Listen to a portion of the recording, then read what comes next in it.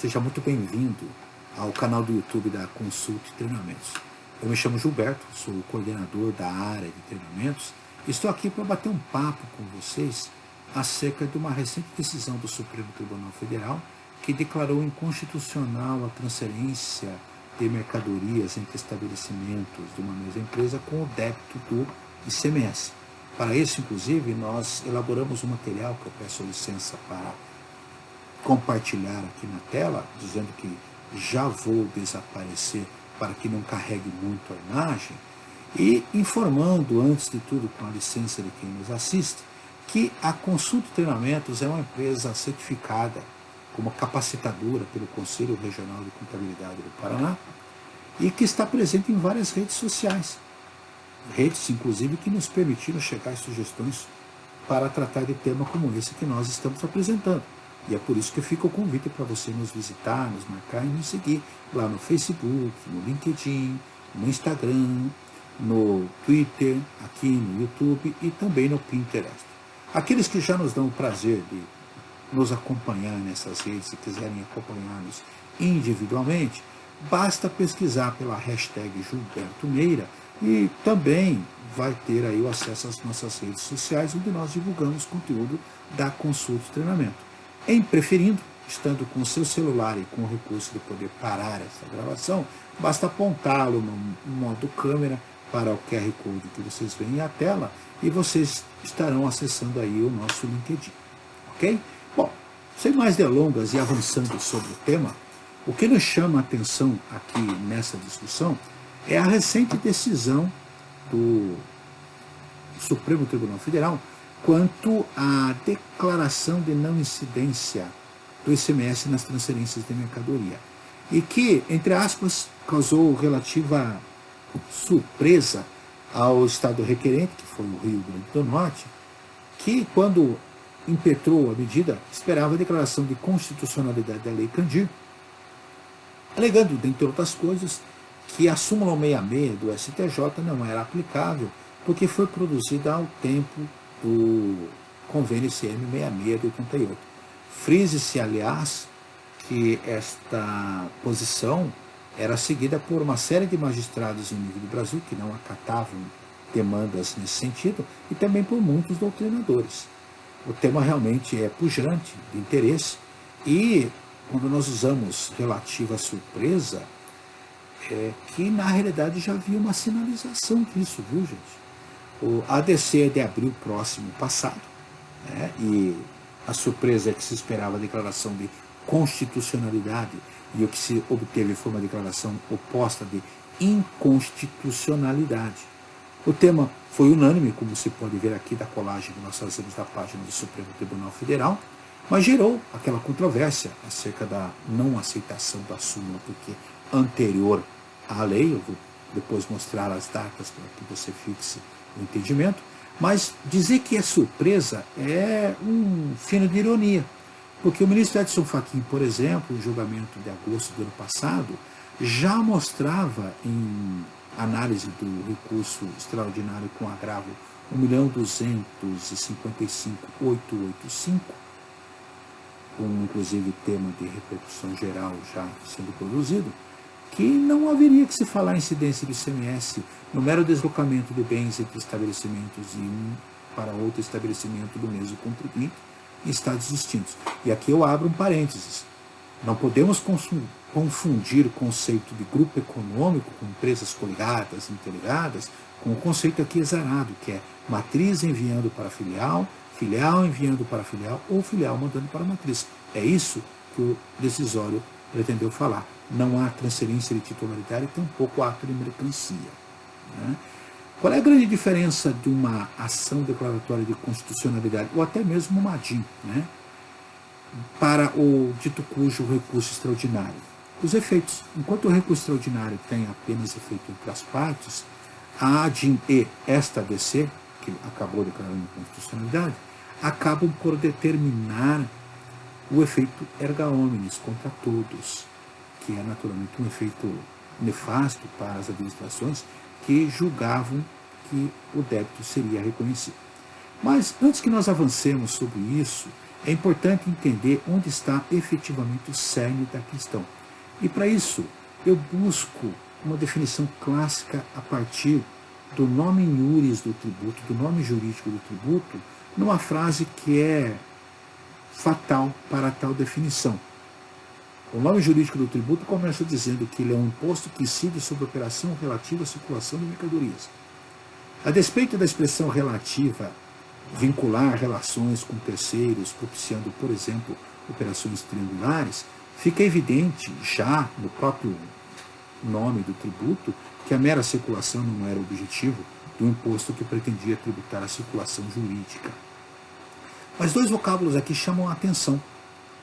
O vocábulo operação, que a meu ver é como se um gatilho fosse uma prática que propiciasse a circulação jurídica, e a palavra circulação, que tem a ver com a transferência de propriedade a rigor.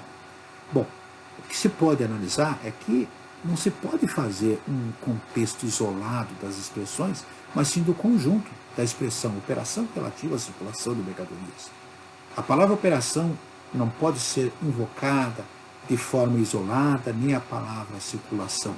Elas têm um contexto, ou seja, a palavra operação está a dizer, como o dicionário Aurélio sugere, uma série de consequências do ponto de vista econômico.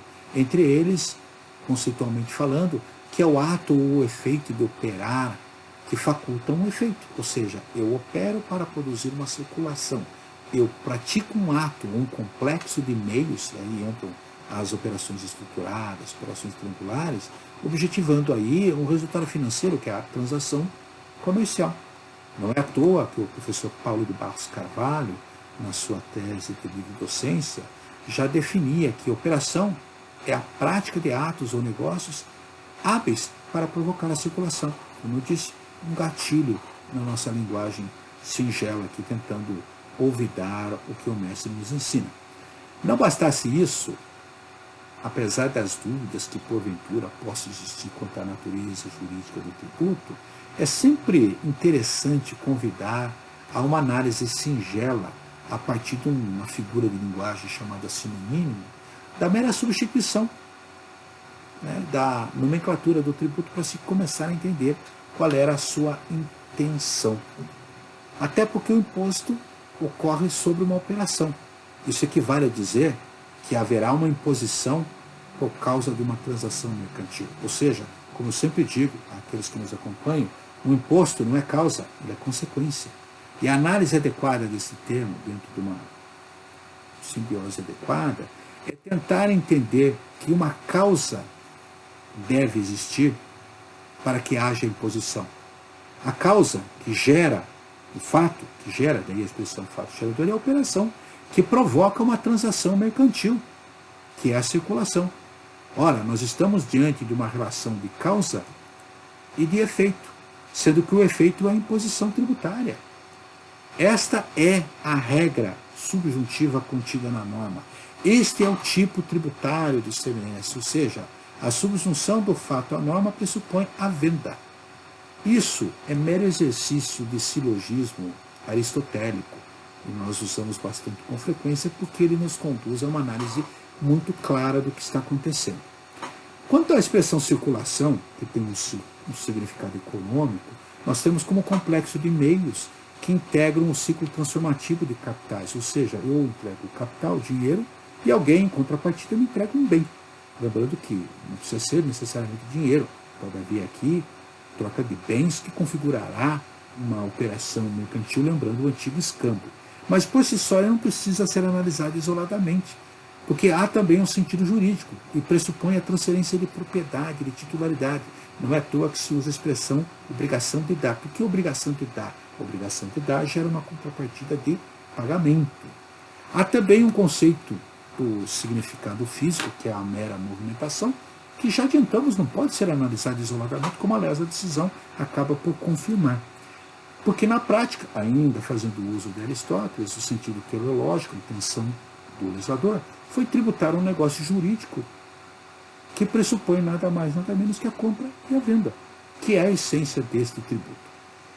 Ainda poderemos ter dúvidas quanto a isso. Ora, eu fui buscar também do ministro Edson Fachin Uma posição oriunda de um agravo em recurso extraordinário, o 665-134, em sede de embargos declaratórios, em que o ministro traçou 3 expressões que chamam a atenção. A primeira delas, o conceito de destinatário final.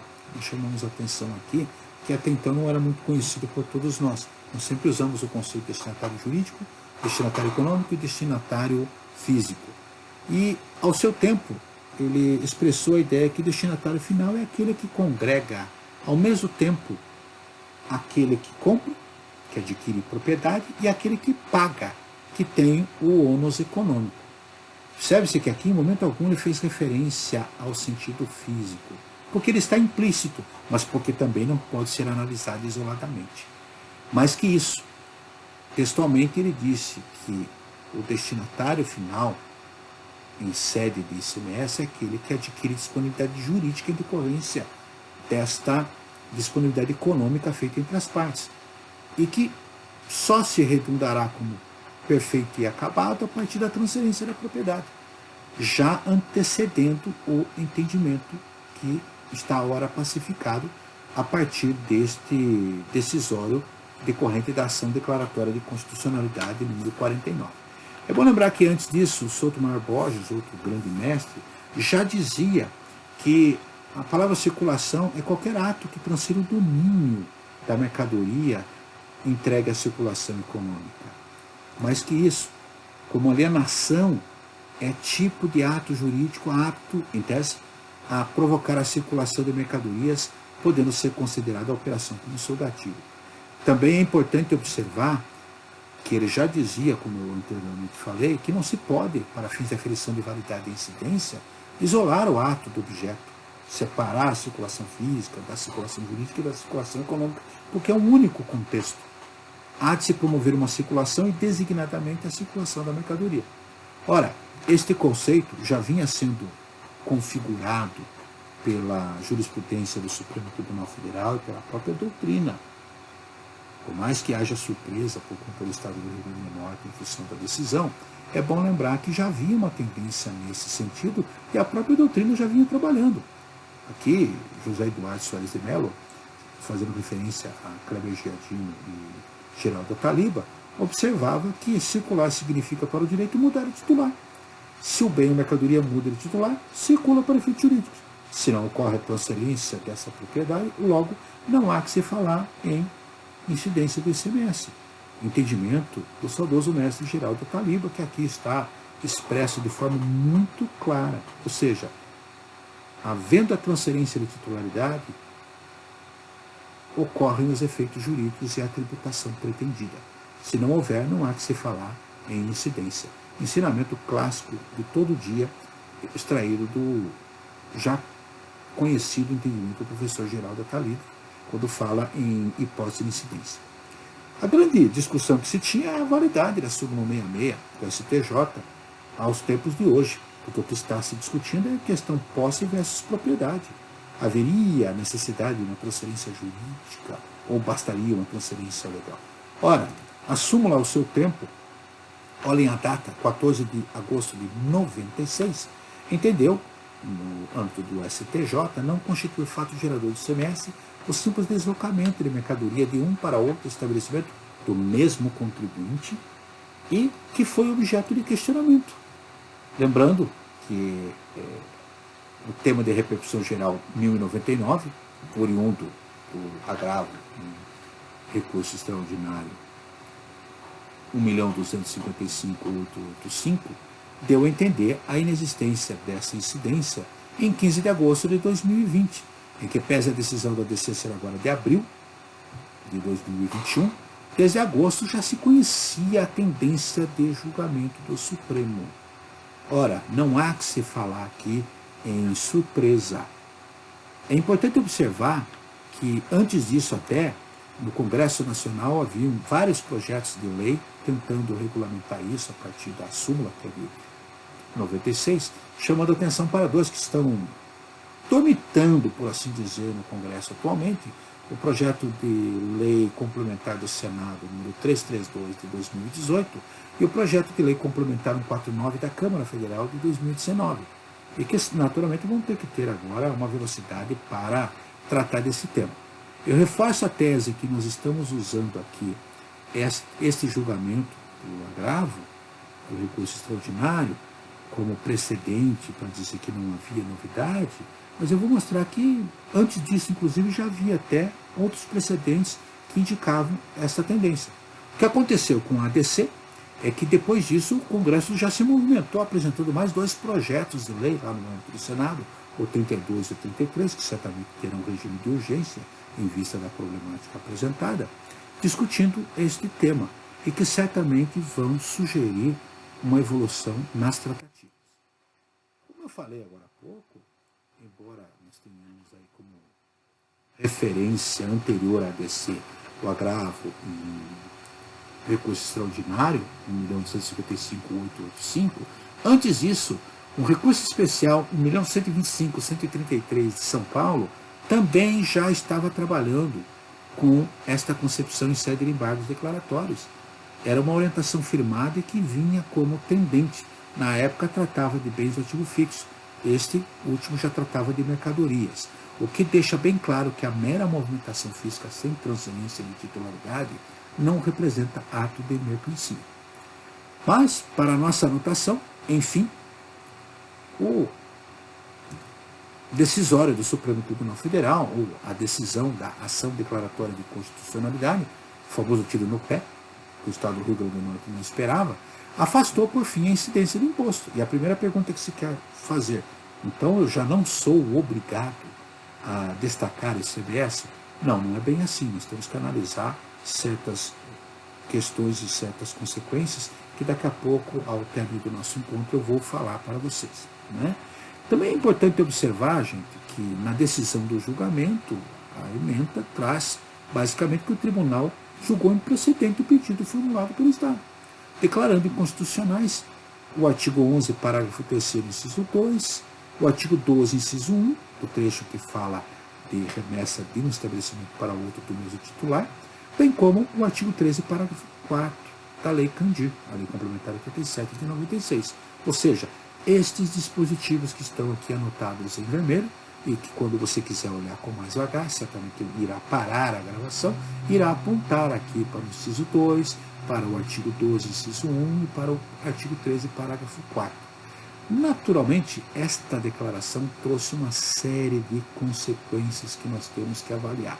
Mas a principal delas, o ICMS incide sobre um negócio jurídico, chamado compra e venda, como sempre foi ao tempo do antigo ICM e que evoluiu a partir da Constituição de 88 para o ICMS com o acréscimo de alguns serviços, não sendo passível a incidência nas meras transferências, corroborando o entendimento do já decidido pela súmula 66 do STJ.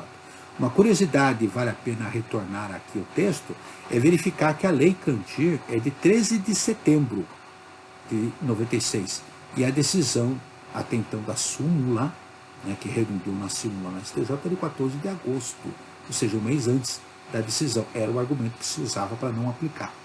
Mas é bom observar que o próprio STF já sumulou uma situação semelhante pela súmula 573, dizendo que não constitui fatirador do ICMS a saída física de máquinas, utensílios e implementos a título de comodato. Notem que aqui não se entra no mérito ser imobilizado, ser mercadoria, mas evidentemente, vinculando com tudo que está, se entende que não há um negócio jurídico chamado compra e venda aqui.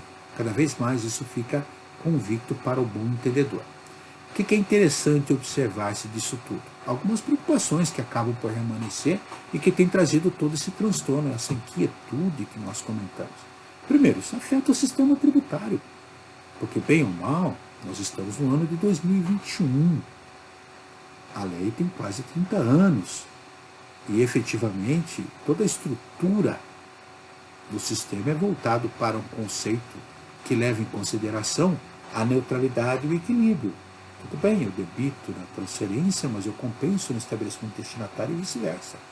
Isso tem a ver com o próprio pacto federativo, tem a ver com o princípio do equilíbrio e que gera, por conseguinte, um problema que eu chamo de prejudicar o chamado princípio dos vasos comunicantes. Porque, em vista do Pacto Federativo da necessidade de equilíbrio e neutralidade, o débito feito aqui gera crédito lá. E, a partir da concepção inicial dessa decisão, se está entendendo, à luz do contido no artigo 155, parágrafo 2º, inciso 2 da Constituição Federal, que, obrigatoriamente, admitindo-se a não incidência na remessa, eventuais créditos por eventual aquisição terão que ser estornados pelo remetente, o que gera um problema, e por isso usa a expressão vaso comunicante, quanto à cumulatividade, o que tem trazido realmente uma grande preocupação, havendo, por certo, a necessidade de adequação do sistema. E isso explica, inclusive, uma pretensão dos estados e até uma futura expectativa de nossa parte, de uma modulação pró-futura, que é uma das formas de modulação, como foi feita lá no diferencial de alíquotas, que só vai aplicar a inconstitucionalidade a partir de janeiro de 2022. De qualquer forma, essas preocupações remanescentes trazem por trás de si outras preocupações que nós temos que considerar. Mas é importante observar, e até da leitura, do teor do acordo, que o tema está pacificado, em que pese ainda não termos chegado ao definitivo mérito da questão. Definitivo porque há ainda oposição de embargos declaratórios, e dificilmente o embargo declaratório vai mudar o julgamento. Nas palavras do ex-ministro Marco Aurélio, o embargo declaratório não se presta a mudar o julgamento, mas nós já vimos precedentes, por exemplo, envolvendo lá plano de saúde, separar plano de saúde com seguro de saúde, que foi oriundo do embargo declaratório. Então, um esclarecimento, que é o papel do embargo, pode vir. Que foram opostos em 13 de maio. Nós tivemos aí vários casos de amicus curiae aderindo, e o tema, e essa justificativa dos estados, não transitou em julgado por conta desses embargos ainda. E isso deve chamar a atenção de todos aqueles que nos assistem. Aqui aparecemos e fazemos questão da ementa, para quem quiser depois ler e acompanhar, não há tempo de, evidentemente, ficarmos apresentando àqueles que nos leem o que está escrito aqui, mas basta que você pare a gravação e acompanhe, chamando a atenção efetivamente para um ato consequencial, originalmente do próprio estado do Rio Grande do Norte, que foi o que intentou a medida, mas também de vários estados, como esse do Ceará, informando a todos os seus contribuintes que ele não vai reconhecer a decisão porque não está transitado em julgado, ou seja, há sim um iminente risco de autuação. E como o tema ainda é objeto de embargos de declaração, apresentados pelo próprio estado do Rio Grande do Norte, ainda há que se discutir o tema, e que a orientação que os estados vão adotar é a tributação sem maiores delongas. Também tomaram cuidado os estados, por meio do Concefaz, que é um órgão que congrega todas as secretarias de Fazenda dos estados do Brasil, incluindo o Distrito Federal, pedindo aí que a discussão, justamente porque ela afeta grandemente a estrutura, que o tema seja modulado a partir de 2023. Claro que isso vai gerar uma série de transtornos para aqueles que já pretendiam sair usando, e também vai depender de adequação por parte do Congresso Nacional. Por isso nós esperamos que aqueles projetos de lei agora caminhem, porque o tema é importante e que tem que ser resolvido. Talvez o prazo de 2023 já leve em consideração que nós já estamos aí caminhando para o final do ano, e que o ano que vem é ano eleitoral, e que o Congresso produz um pouco menos do que normalmente não produz. Também não é erro na grafia, nem na gramática, nem na expressão, mas é uma observação da falta de produtividade legislativa que, infelizmente, nós temos em nosso país. É importante observar de tudo isso, gente, que isso é apenas uma opinião de nossa parte para a orientação daqueles que nos assistem, e nos vem principalmente sendo importante que você ouça o seu advogado, converse com o profissional de contabilidade para analisar todos os efeitos e não sair adotando a medida como se ela já fosse pacífica.